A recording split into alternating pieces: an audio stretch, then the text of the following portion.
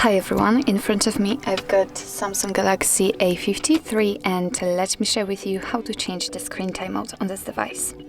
So first of all, let's enter the settings and here let's find the display. Now let's scroll down and as you can see right here we've got the screen timeout option, so let's enter. So here we've got some options from which we can choose. We can set either 15 or 30 seconds, so quite quick options, and 1 to 5 or 10 minutes.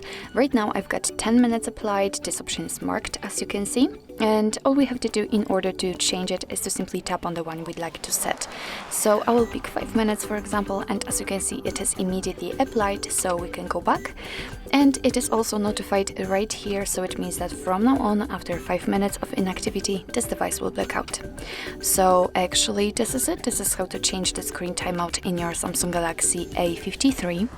Thank you so much for watching. I hope that this video was helpful, and if it was, please hit the subscribe button and leave the thumbs up.